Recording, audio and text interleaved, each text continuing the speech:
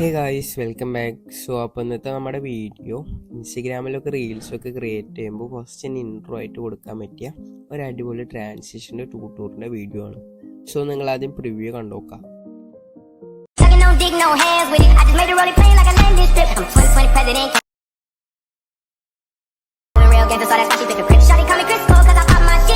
അപ്പോൾ ഒരു വീഡിയോയിലുള്ള ട്രാൻസിഷൻസ് ആണ് നമ്മൾ ക്രിയേറ്റ് ചെയ്യാൻ നോക്കുന്നത്. സോ അലൈറ്റ് മോഷൻ ഉപയോഗിച്ചാണ് നമ്മൾ ഒരു വീഡിയോ ക്രിയേറ്റ് ചെയ്തെടുക്കുന്നത്.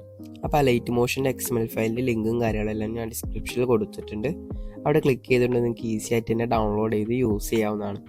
സോ നമുക്ക് എങ്ങനെയാണ് ഒരു വീഡിയോ ക്രിയേറ്റ് ചെയ്യാന്നുള്ളതിൻ്റെ ട്യൂട്ടോറിയലിലേക്ക് കിടക്കാം. അപ്പോൾ നമുക്ക് ഫസ്റ്റ് തന്നെ ഇവിടെ അലൈറ്റ് മോഷൻ ഓപ്പൺ ആക്കിയിട്ട് കട്ട്സൊക്കെ ബീറ്റിനനുസരിച്ച് സെറ്റാക്കി വയ്ക്കാം. സോ ഫസ്റ്റ് തന്നെ ഒരു ഫോട്ടോ ആഡ് ചെയ്തിട്ട് ഡ്യൂറേഷൻ ബീറ്റിനനുസരിച്ച് സെറ്റാക്കി വയ്ക്കാം. നെക്സ്റ്റ് ആ ഫോട്ടോയിൽ ക്ലിക്ക് ചെയ്ത് നമുക്ക് ഇതിലേക്കൊക്കെ ഒരു എഫക്റ്റുകൾ ആഡാക്കി കൊടുക്കാം. സോ ഫസ്റ്റ് തന്നെ നമുക്ക് സ്വിങ് എഫക്റ്റ് ആഡാക്കി കൊടുക്കാം. സോ സ്വിങ് എന്ന് പറഞ്ഞ് സെർച്ച് ചെയ്ത് ഈ ഒരു എഫക്റ്റ് ആഡാക്കിയിട്ട് അതിൻ്റെ ഫ്രീക്വൻസിയുടെ വാല്യൂ നമുക്കൊരു 0.86 ആക്കി കൊടുക്കാം. 0.86. ആംഗിൾ 1 നമുക്ക് -1.5 ആക്കി കൊടുക്കാം. സോ -1.5 ആക്കി കൊടുക്കാം. നെക്സ്റ്റ് നമുക്ക് ആംഗിൾ 2 0.8 ആക്കി കൊടുക്കാം. +0.8 ആക്കി കൊടുക്കാം. നെക്സ്റ്റ് ആയിട്ട് നമുക്ക് ഈ ഒരു എഫക്റ്റ് ഡ്യൂപ്ലിക്കേറ്റ് ആക്കാം.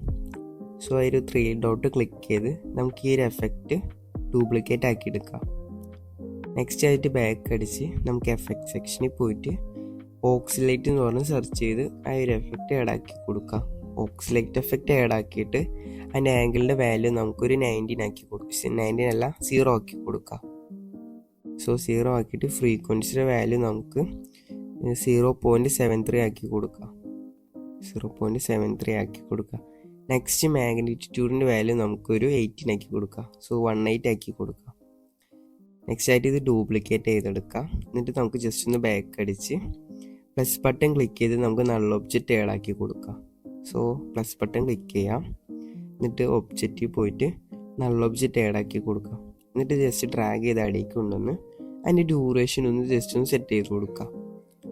സോ ഡ്യൂറേഷൻ സെറ്റ് ചെയ്തിട്ട് അടിയിലുള്ള ക്ലിപ്സ് ക്ലിക്ക് ചെയ്ത് നമുക്ക് നള്ള് സെലക്ട് ചെയ്ത് കൊടുക്കാം. സോ നള്ള് വേണമെന്നുള്ള സെലക്ട് ചെയ്തിട്ട് ആ നള്ള് വണ്ണിൽ ക്ലിക്ക് ചെയ്ത് നമുക്കൊരു മൂവ് ആൻഡ് ട്രാൻസ്ഫോമിൽ പോയിട്ട് ഒരു കീ ഫ്രെയിം ആഡാക്കിയിട്ട് ഫസ്റ്റിലേക്ക് വന്ന് സൂം ചെയ്ത് കൊടുക്കാം.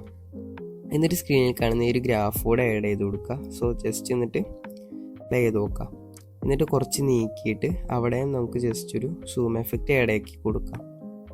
സോ ഒരു സൂം എഫക്റ്റ് ആഡ് ആക്കിയിട്ട് ഇവിടെ നമുക്ക് മൂവ് ആൻഡ് ട്രാൻസ്ഫറിൽ ജസ്റ്റ് ഒന്ന് സ്വൈപ്പ് ചെയ്ത് കൊടുക്കാം. സോ ഒരു കീ ഫ്രെയിം ആഡ് ആക്കിയിട്ട് അതിനോടൊപ്പം തന്നെ സ്വൈപ്പ് ചെയ്ത് കൊടുക്കാം. എന്നിട്ട് സ്ക്രീനിൽ കാണുന്ന ഈ ഒരു ഗ്രാഫ് കൂടെ ആഡ് ആക്കി കൊടുക്കാം. സോ ഇതുപോലെ തന്നെ നിങ്ങളുടെ ഇഷ്ടത്തിനൊക്കെ ഈ ഒരു ട്രാൻസിഷൻസ് ക്രിയേറ്റ് ചെയ്തെടുക്കാം. ഞാനിപ്പോൾ ഇവിടെ ഒരു ട്രാൻസിഷൻ ക്രിയേറ്റ് ചെയ്യുന്നുണ്ട്. സോ നിങ്ങൾക്ക് ഇവിടെ നോക്കിക്കഴിഞ്ഞാൽ കാണാം ഈ ഒരു ട്രാൻസിഷനാണ് ഞാനിവിടെ ക്രിയേറ്റ് ചെയ്തിരിക്കുന്നത്. സോ ഇതുപോലെ തന്നെ സിമ്പിളായിട്ട് നിങ്ങൾക്ക് ക്രിയേറ്റ് ചെയ്യാവുന്നതാണ്.